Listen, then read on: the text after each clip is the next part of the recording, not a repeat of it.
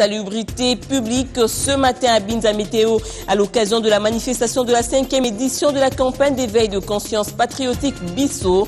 Balais, bêches et autres outils, tout était utilisé afin de rendre la route Matadi propre. Le bureau de la CENI a reçu le rapport officiel d'observation sur l'opération de réception et traitement des candidatures aux provinciales remis par la Commission africaine de supervision des élections. Il appartiendra au bureau de l'exploiter pour la suite du processus. Plus de prétexte pour la jeunesse d'avoir été exclue du dialogue projeté. Une délégation d'étudiants et autres jeunes s'est retrouvée interlocutrice du chef de l'État, Nkinga Kati, dans la série des consultations en cours. En d'autres mots, c'est l'implication du plus grand nombre.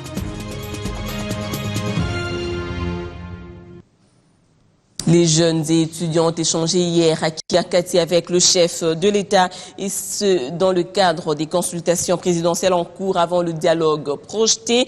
De cette rencontre, on retiendra cet appel de Joseph Kabila à la jeunesse, celui notamment d'observer un comportement responsable lors des prochaines élections et à ne pas se faire manipuler. La question de la prise en compte de nouveaux majeurs lors du scrutin a été également évoquée. Guylain Kabalundi et Fils Mato pour le reportage. C'est ces chemins qui mènent à la ferme présidentielle des Kingakati, à plusieurs kilomètres du centre-ville de Kinshasa. Et c'est ce site, en pleine nature, qui a été choisi pour accueillir les jeunes dans le cadre des consultations initiées par le président de la République.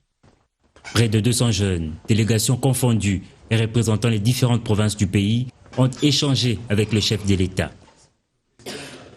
Au menu des entretiens, le calendrier électoral global, la question de nouveaux majeurs, le dialogue, la paix et la responsabilité des jeunes. Le chef de l'État a appelé la jeunesse à beaucoup plus de sens de responsabilité parce que souvent, comme vous le constatez dans notre pays, il y a plus de manipulation que de réalité. Voilà pourquoi le chef de l'État a demandé aux jeunes d'être plus sages, de ne pas seulement se fier aux messages qu'ils écoutent, mais beaucoup plus ils doivent se pencher aux réalités sur terrain. L'occasion était également pour ces jeunes d'évoquer leurs vrais problèmes. Les jeunes ont demandé à ce qu'il y ait que le gouvernement et le chef de l'État puissent aider la jeunesse afin de voir comment créer une agence nationale de la jeunesse en faisant référence avec les autres pays comme l'Afrique du Sud hier. Les jeunes ont également demandé à ce qu'il y ait la mise en place d'un fonds national de la jeunesse pour la promotion des activités, la promotion des programmes des jeunes. Ambition tout à fait légitime, les jeunes qui s'estiment écartés de la gestion de la chose publique veulent aussi gouverner. Lorsqu'il n'y a pas une ascension politique d'une nouvelle génération politique, tous les jeunes cherchent tous les moyens par lesquels entrent au pouvoir. Notamment, nous avons connu le mouvement de Filimbi, nous avons connu le mouvement de Yanamar. Bien sûr, ces jeunes gens, ils ont voulu chercher d'autres voies pour accéder au pouvoir, mais il y a une façon d'intégrer ces jeunes gens de manière démocratique. L'événement a été immortalisé par une série de photos de famille avec le chef de l'État. Consultation à l'échelle nationale, consultation au niveau de la ville de Kinshasa. Le gouverneur de la ville, André Kimbuta Yango, continue lui aussi à consulter les Kinois. La journée d'hier a été consacrée aux échanges avec les ordres professionnels, les associations économiques, les regroupements des femmes de la capitale, le processus électoral et la sécurité des personnes avant, pendant et après les élections ont été au centre des échanges. On écoute les trois représentants de ces organisations. Nous pensons pour la plupart que le problème est posé, mais je crois que c'est un sérieux problème parce que nous parler de financement maintenant c'est un peu tard. Le problème date de longtemps, les élections ont été prévues depuis très longtemps, il y a les premières élections et ensuite les élections qui ont suivi. Et donc on savait qu'on devait organiser les élections en 2016. Les troubles proviennent des politiciens, pas de simples citoyens. Les citoyens qui sont là, ils ne sont pas là pour créer des troubles. Ce sont les mêmes politiciens qui nous parlent aujourd'hui, qui se baladent avec des 4x4 de dernier cri. Ce sont eux qui créent des problèmes. Et certains parlementaires aussi, il ne faut pas oublier ça. Donc je crois que les troubles, il y a moyen de les maîtriser si on faisait une bonne répartition. Parce que nous avons des jeunes gens, moi je suis enseignant, nous avons des jeunes gens qui terminent les études et qui ne trouvent pas du travail. Nous, par exemple, nous avons dit que les élections sont... Ça, on ne peut plus revenir, c'est déjà décidé, allons aux élections. La deuxième chose, pour le dialogue, de notre côté, nous avons aussi proposé qu'il y ait le dialogue, mais il faut qu'on tienne compte des résolutions de ces dialogues. Dialogue pourquoi et pour aller où? Le financement, dans notre secteur agricole, nous avons dit qu'on avait prévu 26 sites de Bukangalozo. Pourquoi ne pas prendre l'argent de ces 26 sites, 2 milliards, et reverser aux élections? Donc l'argent ne peut pas manquer pour aller aux élections et nous osons croire que notre gouvernement va faire quelque chose. Par rapport au fichier électoral, nous avions sollicité, nous avions proposé au gouvernement à ce qu'il y ait la révision du fichier électoral et nous avions également demandé à ce qu'on puisse faciliter à nos jeunes gens que nous encadrons. Beaucoup n'ont pas eu la chance de participer au processus électoral, qu'on leur accorde la chance d'être enrôlés et participer au processus électoral. Nous, en tant que confession religieuse, nous avons accepté le dialogue parce que des frères doivent se mettre ensemble. Quand il y a des diversions, il y a le dialogue qui est un centre où on peut dire ce qu'on pense. C'est le seul lieu où on peut dire, même si je ne suis pas d'accord avec vous, mais je vous le dis en face, au lieu de rester dehors et à faire une opposition. Parce que... Toujours en rapport avec les élections, la Commission africaine de supervision des élections a présenté hier un rapport officiel d'observation sur l'opération de réception et traitement des candidatures provinciales. C'était devant quelques membres de la CENI et devant la presse. Pour des élections responsables à tous les niveaux, la Commission africaine pour la supervision des élections s'y investit. Cette structure, partenaire à la Commission électorale nationale indépendante, vient de publier son rapport préliminaire après observation des données fouillées et vérifiables sur l'opération de réception et traitement des candidatures pour les provinciales. Nous apprécions la manière que la CENI a organisé cette opération. Nous apprécions aussi la participation des acteurs politiques et aussi des indépendants pour leur implication, parce qu'il y a autant de candidatures bref, l'opération pour nous s'est déroulée dans la transparence. Nous demandons à la CENI de continuer à travailler dans ce sens pour organiser les élections et transparentes dans notre pays. Cette contribution citoyenne voudra inciter davantage une culture électorale pour des élections réussies. Un acte bien encouragé par la centrale électorale. Là, nous allons vraiment apprécier l'initiative qu'ils ont prise parmi les tout premiers à pouvoir nous faire l'évaluation de ce qu'ils ont observé sur terrain lorsque nous avons lancé l'opération de collecte de candidatures dans les différents bureaux de l'RTC que nous avons implantés sur le temps de la République. Nous avons suivi avec beaucoup d'intérêt les observations qu'ils ont portées par rapport à ce qui concerne la commission électorale. Ces documents seront analysés à notre niveau, mais est-il que l'ensemble d'observations qu'ils ont portées fait déjà partie des observations partielles que nous avons menées, l'évaluation partielle que nous avons menée au niveau de la commission électorale. Les recommandations formulées s'étendent du gouvernement à la société civile, cette dernière qui ne doit pas céder à la manipulation. Un reportage de Bishngua, lancement de la campagne de vulgarisation de la loi sur les violences sexuelles dans la ville pour le district de Lukunga. Ce sont les étudiants de l'Institut supérieur pédagogique de la Gombe qui ont été édifiés sur ces lois par le cadre permanent de concertation de la femme congolaise. Les membres du cadre permanent des concertations de la femme congolaise, CAFCO, initient des campagnes de vulgarisation de la loi sur les violences sexuelles. Ceci répond à un besoin, celui de combler le déficit sur la connaissance de la loi sur les violences sexuelles dans le chef de la population. La campagne s'étendra sur tous les districts de la ville-province de Kinshasa. Et pour le district de Lukunga, par où la campagne est lancée, les étudiants de premier graduat en sciences commerciales de l'Institut supérieur pédagogique ont été édifiés sur les articles 006/018 et 006/019 du 20 juillet 2006 sur les violences sexuelles.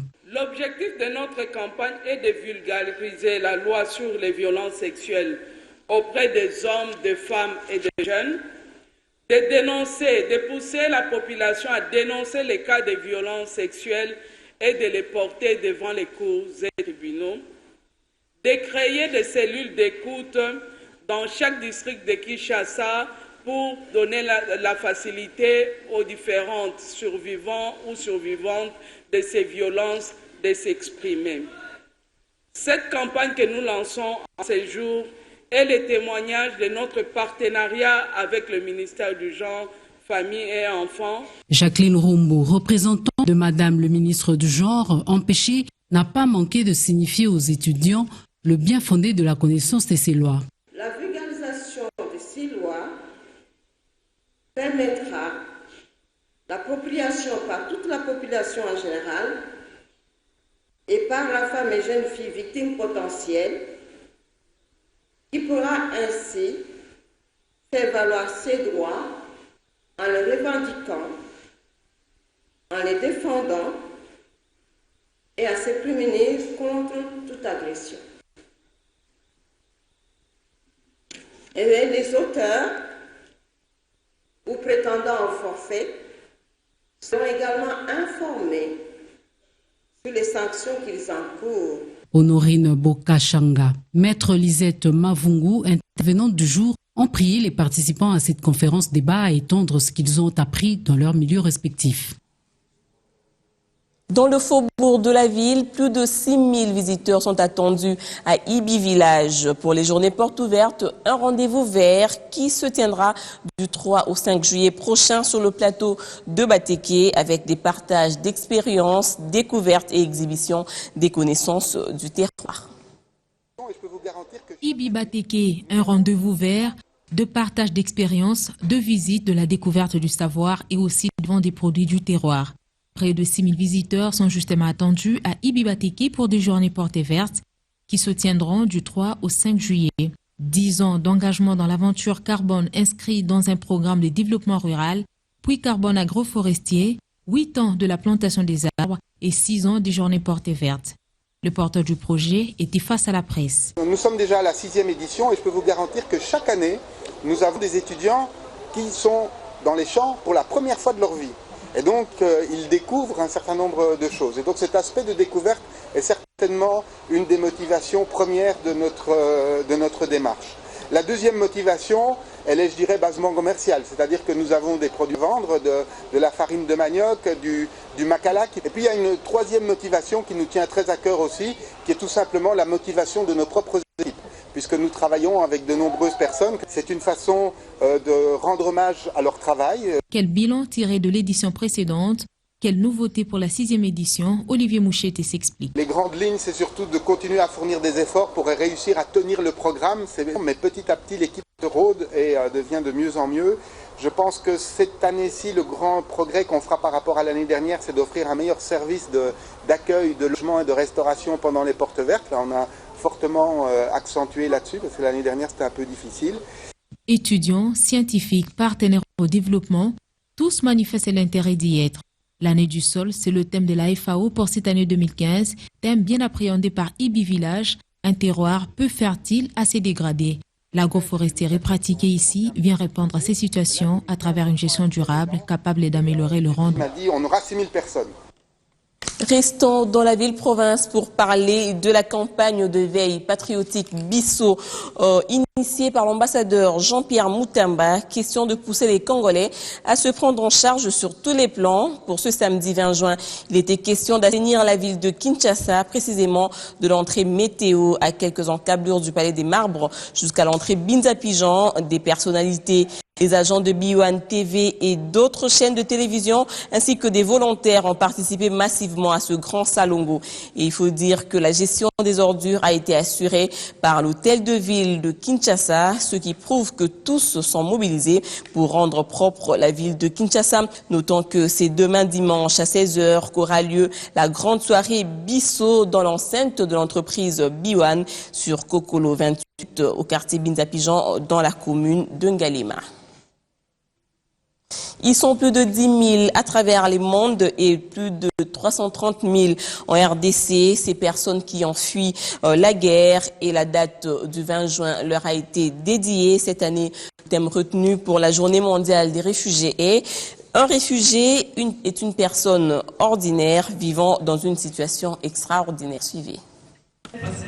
Ils étaient près de 500 réfugiés venus participer à la célébration de la journée mondiale leur dédiée. Un chiffre dérisoire comparé aux 10 millions de personnes contraintes de quitter leur pays respectifs à travers le monde à cause de guerres, persécutions, terrorisme ou encore catastrophes naturelles. En RDC, ils sont près de 330 000 réfugiés venus de plusieurs pays de la région. Notre pays a été secoué par la crise socio-politique. Nous avons été à la frontière centrafricano-congolaise et l'accueil était vraiment chaleureux de la part du gouvernement représenté par la CNR, c'est-à-dire la Commission nationale pour les réfugiés. C'était comme ça. Et je loue aussi l'hospitalité que la RDC a prouvée auprès de nous. Et cela prouve que vraiment il y a une parfaite relation entre notre pays avec la RDC. Si la RDC accueille de nombreux réfugiés de par son hospitalité, elle est aussi comptée parmi les pays qui ont de plus de réfugiés à travers la région. Plus de 450 000 personnes ont fui les territoires congolais suite au conflit armé. Notre haut-commissaire a fait un discours où il a dit qu'il est vraiment important de voir quelles seront les solutions parce qu'il y a des chiffres énormes de la déplacement à chaque jour. Et je vais vous donner ces chiffres. Mais il est important aujourd'hui que dans le monde entier, on essaie de se mettre ensemble pour voir comment mettre fin au conflit. Cette célébration se veut plutôt une journée de réflexion afin de prendre des dispositions en amont comme en aval pour le bien-être des réfugiés.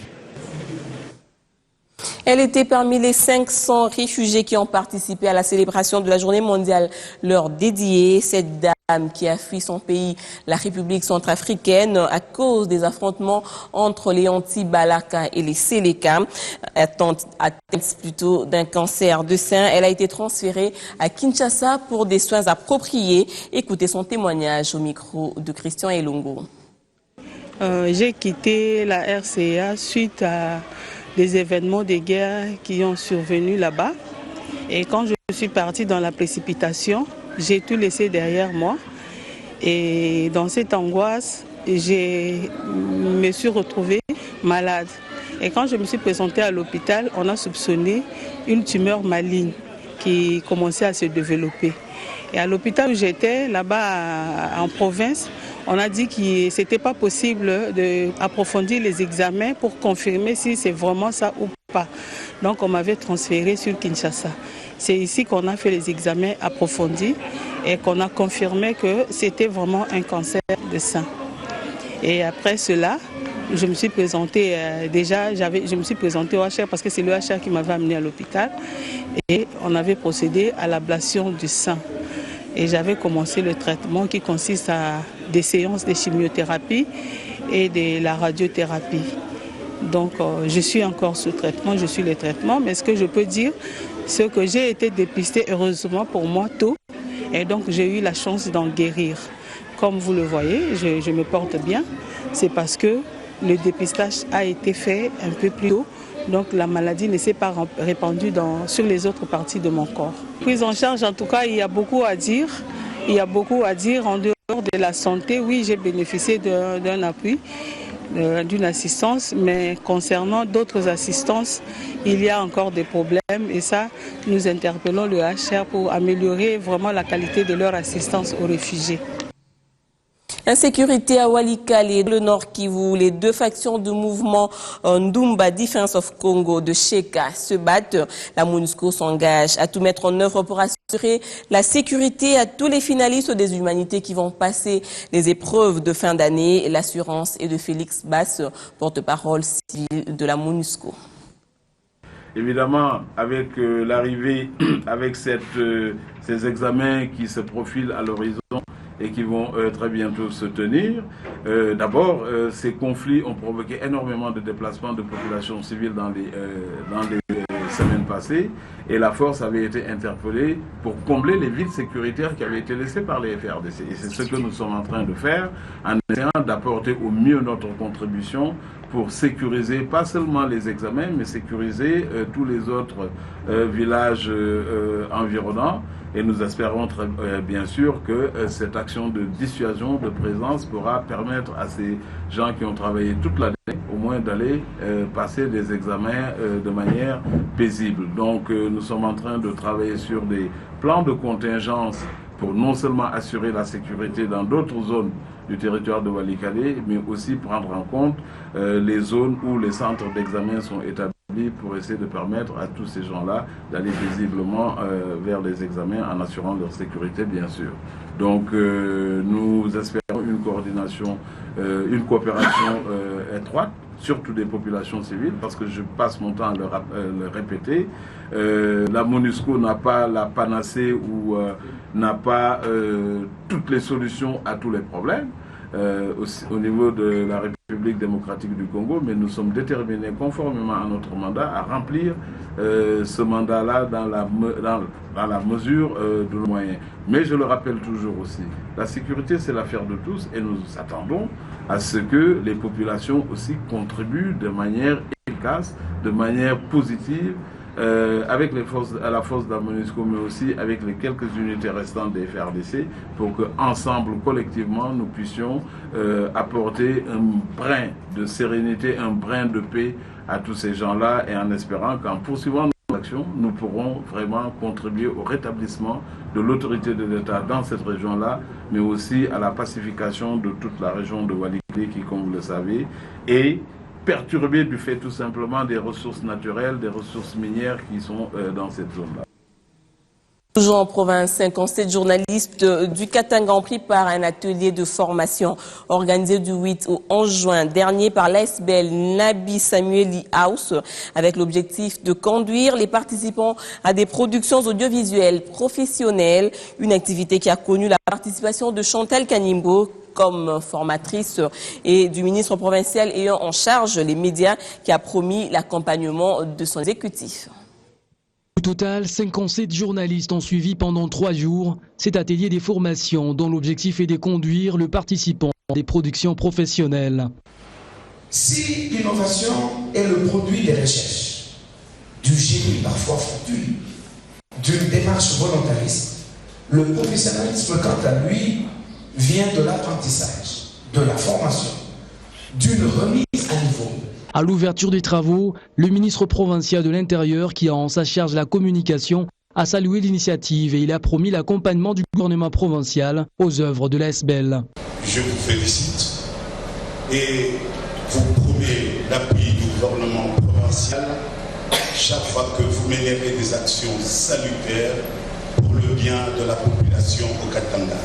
Bien avant de parler production, l'oratrice principale Chantal Kanimbo a rappelé l'assistance à la maîtrise du cadre légal du journalisme en RDC. Les moments venus, le participant a été renseigné sur les étapes à suivre dans la production d'une émission télévisée. Une expérience formidable pour la formatrice, un exercice très bénéfique pour le participant. Et je considère que cet atelier de formation est une session de remise à niveau parce que la formation elle est importante dans la profession. Il faut toujours se former de manière permanente.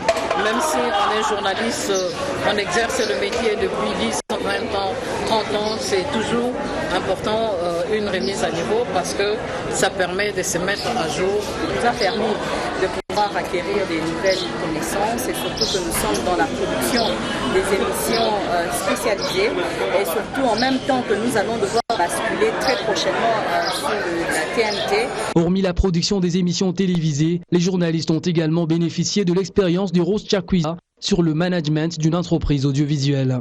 Au dernier jour de l'atelier, l'étour a été couronné par une remise des attestations de participation aux bénéficiaires de la formation.